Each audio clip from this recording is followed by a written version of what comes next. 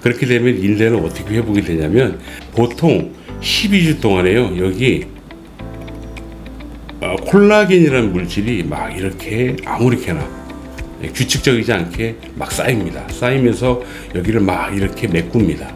이게 12주 동안 되고 있어요.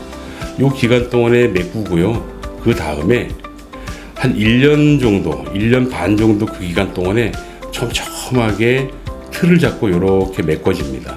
이것도 콜라겐이에요.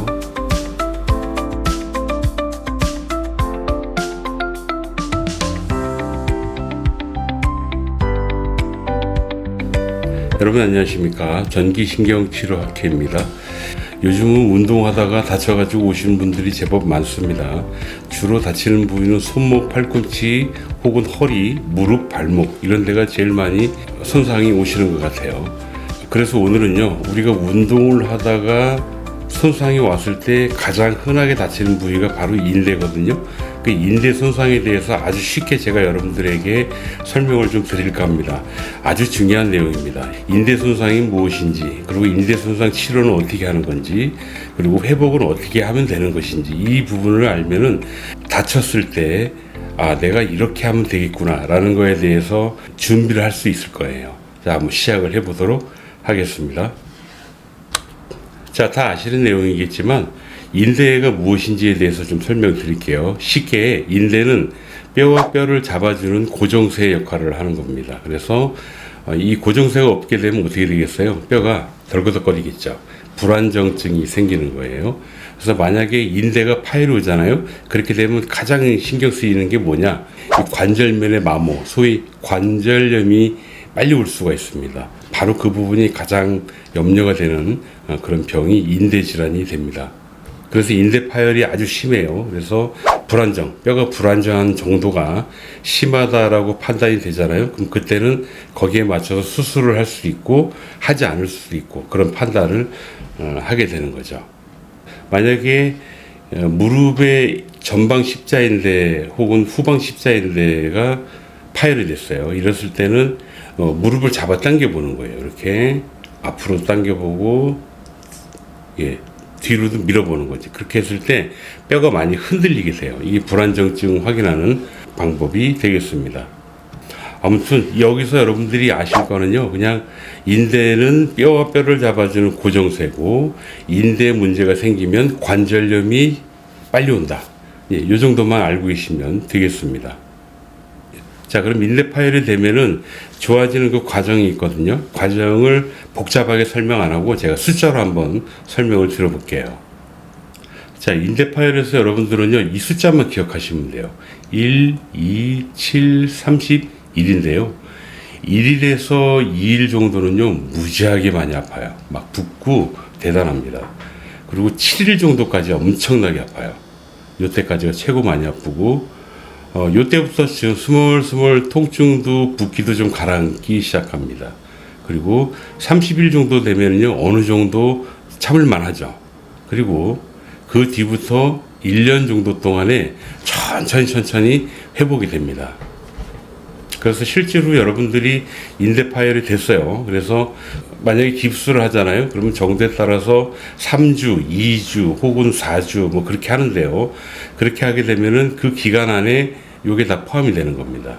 요게 다 포함이 되는 거 30일까지 포함이 되고요. 그 뒤부터 1년 정도 동안은 여러분들이 몸 관리를 잘 하시면 되는 겁니다.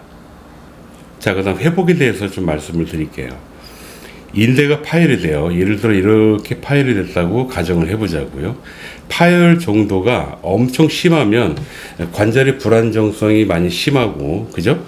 그렇게 되면은 수술을 해야지 되겠죠. 이거는 이제 전문의께서 판단을 하는 부분인데 대부분은 수술할 정도까지 심하게 파열이 오지는 않습니다. 그러면 비수술로 보통 고정, 안정을 좀 취해주게 되는데 그렇게 되면 인대는 어떻게 회복이 되냐면 보통 12주 동안에요. 여기 콜라겐이라는 물질이 막 이렇게 아무렇게나 규칙적이지 않게 막 쌓입니다. 쌓이면서 여기를 막 이렇게 메꿉니다. 이게 12주 동안 되고 있어요. 이 기간 동안에 메꾸고요. 그 다음에 한 1년 정도, 1년 반 정도 그 기간 동안에 촘촘하게 틀을 잡고 이렇게 메꿔집니다. 이것도 콜라겐이에요. 이런 식으로.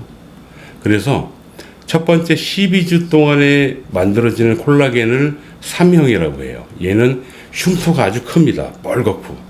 그리고 두 번째 촘촘하게 생기는 콜라겐을 1형이라고 해요. 1형이라고 그러고 얘는 흉터도 없고요. 색깔도 좀 연하고 그렇습니다. 여러분 상처 났을 때 한번 생각해 보시면 처음에는 막 시뻘겋고 흉도 크고 그러잖아요. 근데 일정 기간 한동안 좀 지나고 나면 나중에 스카티슈라고 약간 흉터만 보이지 자세히 봐야지 보이지 거의 표가 안 나잖아요. 바로 그게 바로 이런 원리가 되겠죠. 마찬가지로 인대도 이런 과정을 거치면서 이렇게 회복이 된다라고 보시면 되겠어요. 이게 자연 회복 원리가 됩니다.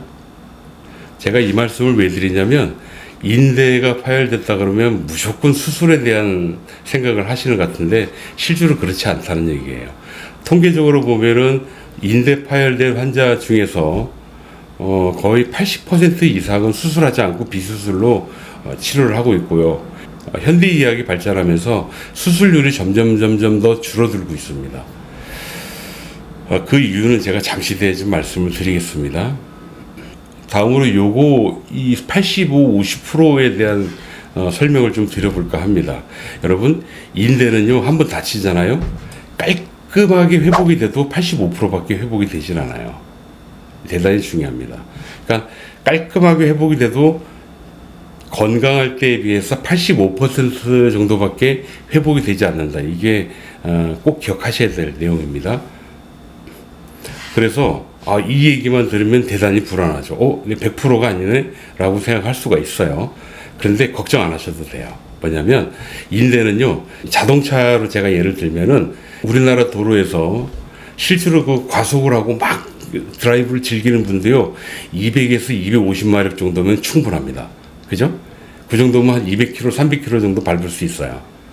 그런데 고성능 차 보면은 500마력, 600마력 정도 되거든요. 예, 그거하고 똑같습니다. 인대가 본래 가지고 있는 게 예를 들어 500마력이다. 그 중에서 실제로 인대가 힘을 쓰는 거는 뭐냐면 200마력 정도밖에 안 된다고 보시면 돼요. 그 얘기는 100% 중에서 인대는요, 아무리 우리가 세게 쓰고 열심히 써도 50% 정도밖에 쓰질 않아요. 그 얘기는 뭐예요? 인대가 회복이 제대로 잘 되잖아요. 그러면은 사용하는데 전혀 문제가 없는 거예요. 이해되셨습니까? 그래서 85% 정도 복원이 된다, 회복이 된다고 해서 과히 염려할 수준이 아니다. 전혀 신경 쓸 필요가 없다. 죽을 때까지 건강하게 생활할 수 있다. 그렇게 보시면 되겠습니다. 그런데 문제는 뭐냐면 삔데 또 삐는 게 문제가 되겠죠. 그렇게 되면 보세요. 100%에서 한 번 삐면 85%잖아요. 그죠? 근데 여기서 또 빼요. 그러면 85%에 85%면 어떻게 되겠어요? 70%대로 떨어지거든요. 그럼 70%에 또 85%면 어떻게 돼요? 60%로 떨어지고, 떨어지다 보면 나중에 어떻게 되겠어요? 50% 미만까지 떨어진단 말이에요. 이렇게 되면 최소한 50% 정도는 인대의 힘을 가지고 있어야 되는데, 인대의 인장력이라고 해서 버티는 힘이 50% 밑으로 떨어지니까 이제 관절이 이제 불안정해지기 시작하는 거예요. 이게 바로 관절의 불안정증, 인스테빌리티라고 해서 이 문제가 됩니다. 이거는 수술해야 됩니다. 왜냐하면 수술하지 않으면 관절염이요, 나이에 비해서 엄청 빨리 와요. 그렇게 돼서 나중에 걷지도 못하고 절뚝절뚝 걷게 되는 그런 사단이 나버리는 거지. 엄청 힘들어집니다. 그래서 중요한 건 여러분, 삔데 또 삐는 재발, 그 재발을 특히 여러분들이 주의하셔야 되고요. 그 다음 한번 뺐잖아요. 그럼 재활을 통해 가지고 가능하면 그 해당 관절, 그 관절을 튼튼하게 만들어주는 게 대단히 중요합니다. 또 그것도 잠시 뒤에 제가 설명을 좀 드려보도록 할게요. 자, 이제 치료법에 대해서 말씀을 좀 드려보도록 하겠습니다. 치료법은 두 가지가 있어요. 물론 수술에 대한 방법은 제가 잠깐 빼놨습니다. 수술을 하는 경우에는 수술 후에 이 두 가지 방법을 쓰게 됩니다. 자, 라이스는 뭐냐면 지금 현재 대부분의 병원에서 흔하게 사용하는 방법이에요. 여러분, 인대 발목을 뼈요. 무릎을 다쳐요. 근데 수술할 정도가 아니야. 그러면 제일 먼저 뭘 합니까? 기부스를 하겠죠. 그게 레스트, 쉬어주는, 보존해주는 그런 방법이 되고요. 그 다음 두 번째가 뭐예요? 차갑게 해준단 말이야. 붓기를 뺀다고. 아이스. 그죠? 그 다음에 더 붓지 말라고 컴프레셔. 눌러주는 방법이 있어요. 그 다음에 심장보다 높이 올려줘가지고 붓기가 더 진행되지 않도록 하는 거죠. 이거를 라이스 프로토콜이라고 합니다. 그래서 이거를 현장에서 보면요. 예를 들어 여러분들이 발목을 뼈요. 발목을 삐게 되면 기부스 한 2주 정도 하고 그 기간 동안에 냉각치료죠. 냉각치료도 하고 그 다음에 꽉꽉 눌러주죠. 그렇게 해주고 그 다음에 기부스 끌고 나서 물리치료하고 재활하고 그러잖아요. 그러니까 전체적으로 라이스가 매우 안정적인 방법이라고 해서 지금까지 잘 사용을 해왔어요. 실제로 보면은 치료 기간이 그래서 좀 심하게 인대 손상이 온 경우에는 예를 들어 3주 정도 깁스를 했다. 그럼 그 뒤부터 약 한 달 이상 2달 정도의 치료, 보존 기간 및 물리치료, 재활 기간이 필요합니다. 실제로 여러분들이 겪어봤으면 아실 거예요. 그런데요, 이게 2018년도 이 라이스 방법을 처음으로 만드신 그 박사가 계세요. 그분이 2018년도에 이 방법은 잘못됐어라고 부정을 했습니다. 어떤 부분을 부정했느냐 좀 말씀을 좀 드릴게요. 기부스를 너무 오래 하잖아요. 그러면은 회복이 지연된대요.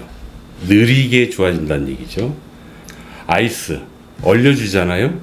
얼려주게 되면은 혈관이 수축이 되면서 조직 회복이 느리게 되는 거야. 이것도 마찬가지로 조직 회복을 지연시키는 그런 큰 이유가 됩니다. 컴프레스 엘리베이션은 상관없고요. 그래서 이 라이스 방법에서 기부스 하는 방법하고 냉각으로 하는 방법, 이 방법이 잘못됐다 해서 번복을 했어요. 하지 마세요. 그래서 그게 어떻게 바뀌었냐면 가능하면 기부스는 짧게, 그 다음에 얼음찜질은 안 하는 걸로 그렇게 바뀐 게 2018년입니다.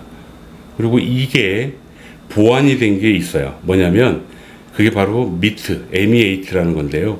뭐가 보완이 됐는지 설명을 좀 드려보겠습니다. 미트는 라이스의 정반대입니다. 어떤 의미냐? 라이스 같은 경우에는 무조건 쉬고 조심하는 거야. 발목 움직이지 마세요. 이렇게 얘기가 나가거든요. 그런데 미트는 빨리 움직이라 해요. M이 뭐냐면 무브먼트, 움직이라는 거고요. E는 뭐냐면 엑서사이즈 해가지고 운동을 의미합니다. 미트는 무조건 무브먼트, 움직이게 하는 거예요. 그래서 미트 요법은 다친 그날부터 가능하면 빨리 움직일 수 있게 해주는 치료, 그 치료법으로 정의를 내렸고요. 이렇게 했을 때 좋은 점에 대해서 얘기를 했는데 뭐가 좋냐면 치료 기간이 이건 되게 오래 걸리거든요. 대라고 쓸게요. 근데 얘는 엄청 짧아요. 실제 임상에서 예를 들어 한번 들어보겠습니다. 여러분 발목을 뼈요. 심하게 삐면 기부스하는데 2주 걸리죠? 2주. 그 다음에 그 뒤로 기부스 끌면 바로 여러분 걸을 수 있나? 못 걸어요. 그러니까 목발 짚고 한동안 걷다가 절뚝 걷다가 그냥 걷다가 하다 보면요. 최소한 한 달 이상 걸립니다. 그러면은 한 달 반이죠. 최소한 한 달 반 정도 걸리잖아요. 근데 미트 요법을 사용을 하잖아요. 그러면은 열흘도 안 걸려요. 최대 2주 정도면 끝나요. 그 얘기 뭐냐면 미트 요법을 할 때 그 기부스를 같이 하거든요. 스프린트라고 하죠. 기부스를 같이 하는데 기부스를 2주 한단 말이에요. 이거 하면서 미트 요법으로 치료를 해요. 같이 병행을 합니다. 그렇게 되면은 기부스 끌는 시점부터 멀쩡하게 정상적으로 생활할 수 있다. 그렇게 되는 거예요. 이렇게 치료 기간이 엄청 짧아집니다. 굉장히 좋은 치료법이 되는 거예요. 그런데 왜 미트 요법이 전국적으로 모든 병원에서 적용하지 못하느냐? 여러분 궁금하지 않으십니까? 그건 왜 그러냐면 라이스 요법은 누구나 다 할 수 있는데요. 미트 요법은 상당히 고난이도의 테크닉이 필요합니다. 뭐냐면요. 생각을 해봐요. 발목을 뼈요. 예를 들어 무릎에 인대가 나갔어. 그래서 무릎을 구부릴 때도 아프고 필 때도 아프고 꼼짝도 못 하겠어요. 발목을 움직이지도 못해요. 띵띵 부었고 너무 아프니까. 그러니까 체중 지지도 안 되고 절뚝거리는 건데, 그런 사람 보고 움직이라니 어떻게 움직일 거예요? 움직이게 할 수 있는 방법이 없잖아요. 그죠? 그래서 라이스는 안 움직여도 되니까 치료하는 방법이 쉬운데요. 미트 같은 경우는 어떻게 하면은 안 아프게 움직일 수 있게 할까? 이거를 해결을 할 수 있어야지만 이 치료가 가능합니다. 그래서 굉장히 어려운 겁니다. 많은 선생님들이 시도를 했거든요. 어떤 분은 심지어 국소 마취제죠. 리도케인 같은 걸로 부분적인 마취를 해가지고 적용도 해보고 그랬는데 부작용이 좀 많았어요. 하지만 확실한 거는 미트 요법이 훨씬 좋습니다. 치료 후 품질도 좋고요. 치료 기간도 엄청 짧다는 게 큰 장점이 되죠. 자, 지금 자랑 좀 할까요? 저희 학회에서 전 세계 최초로 이 미트 요법을 미트 요법답게 적용할 수 있는 그 방법을 발표를 했습니다. 그리고 실제로 라이브로 누구나 다 볼 수 있게 공개를 했고요. 그리고 현재 환자분들한테 적용을 하고 있습니다. 그래서 발목을 뼈요, 아니면 수술을 할 정도는 아닌데 전십자인데 후십자인데 무릎 인대 손상을 입어요. 보통 2주면 끝나고요. 다친 그날 바로 움직일 수 있어요. 무릎이 잘 안 구부러져요. 바로 그날 구부릴 수가 있고요. 못 걸어요. 절뚝거려. 발목을 뼈가지고 바로 그날 걷게 할 수가 있습니다. 제가 발목 삔 환자 한 분만 좀 보여드릴게요. 자, 이분이 발목을 삔 환자분이십니다. 제가 이전 병원에 있을 때 왔던 분이신데요. 보시면 치료 첫날 체중 지지가 안 돼. 너무 부어서. 그리고 아파. 인대 손상도 심했어요. 2도 파열 정도 됐거든요. 이렇게 못하는 사람이야. 그런 사람인데 어쨌든 당일날 뭐 치료합니다. 치료 첫날 한번 볼게요. 치료 첫날 치료 도중인데요. 첫날에 체중 지지가 안 되는데 도중 중간에 이제 한번 평가를 해보는 겁니다. 봤을 때 조금 움직이는 게 좀 편하죠. 이게 여러분 보는 거하고요 실제로 적용하는 게 대단히 다릅니다. 굉장히 어려운 테크닉이에요. 이렇게 좀 움직이는 게 좀 자연스러워지죠. 자, 이제 한번 걷는 거 좀 볼까요? 첫날 이렇게 달라져요. 바로 걷게 하는 거죠. 왼쪽에 작은 그림 보시면 잘 못 걷잖아요. 근데 오른쪽 보시면 약간 좀 불편해 보이긴 해도 잘 걷지 않습니까? 최종적인 거 한번 볼까요? 잘 걷죠? 이렇게 되는 게 첫날입니다. 이 상태로 가요. 여러분 보세요. 여기 보면 목발 짚고 온 게 보이시죠? 목발 짚고 왔다니까. 첫날 거 한 번 더 보고요. 첫날 보시면은 체중 지지가 안 됐는데 지금 보시면 체중 지지가 잘 되고 있죠. 약간 불편한 게 보입니다. 왼쪽 발이에요. 이 환자분이 좋아가지고 하이파이브 저랑 좀 했습니다. 다음날 치료 전에 평가하는 건데요. 걸어보세요. 무리하게 막 제가 부담돼 막 걸으려고 하진 않아요.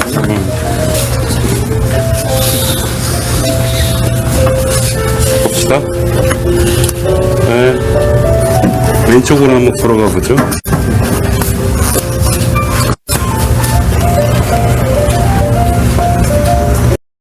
자, 보시면은 약간 절뚝거리는 게 있는데 첫날에 비해서 어마어마하게 좋죠. 다음날이에요. 다음날. 제가 바닥에 깔아놓고 말씀을 드리겠습니다. 이게 바로 미트, MEAT 프로토콜 치료라고 하고요. 이 치료를 하기 위해서는 엄청나게 아픈 첫날 이 관절을 어떻게 하면 안 아프게 움직일 수 있게 할까. 이게 치료 테크닉의 기본이에요. 자, 마무리하겠습니다. 여러분, 저희 학회는 이렇게 빠르게 통증을 억제하는 쪽으로 많이 연구를 해왔고요. 실제로 환자한테 적용을 잘 해왔습니다. 그런데요, 환자분의 편의를 위해서 도수치료 형태로 저희가 전기신경치료를 적용을 했거든요.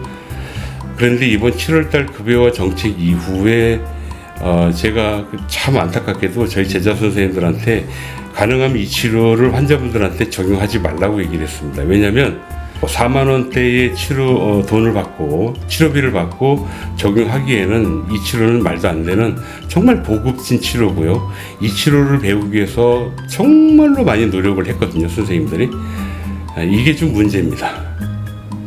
하지만 여러분 상태가 수술까지 가야지 되는 상태, 혹은 수술해야지 되나 비수술해야지 되나 하는 그런 간득간득한 그런 경우라면 아마 저희 그 제자 선생님들이요, 비록 하면 안 되지만 아마 해주실 겁니다. 해서 수술은 안 하게끔 만들어 드릴 거예요. 이번에 7월 급여화 정책이 환자한테 진짜로 얼마나 피해를 많이 주는 정책인지 뼈저리게 경험할 수 있는 게 대표적으로 바로 이 인대질환이고요. 대부분의 근골격계 통증 환자, 손상수상 환자들은 인대질환이 대부분이거든요. 그러니까 결국은 뭐냐면 모든 통증 환자, 근골격계 환자들이 다 피해를 볼 수밖에 없는 정책이 이번 7월달 도수급여화 정책이다 라고 얘기할 수밖에 없어요. 참 치료를 해주고 싶어도 할 수 없는 상태가 된 게 너무 속이 상합니다. 여러분, 빨리 좋은 정책으로 바뀌길 바라고요. 가능하면 다치지 마세요. 다치면 이제 여러분들만 억울합니다. 그럼에도 불구하고 인대를 다쳐서 지금 몇 달째 혹시 고생하세요? 그러면은 밑에다 댓글 달아주세요. 그러면은 여러분 근처에 저희 제자 선생님이 계실 거예요. 전국에 1000명이 넘게 계십니다.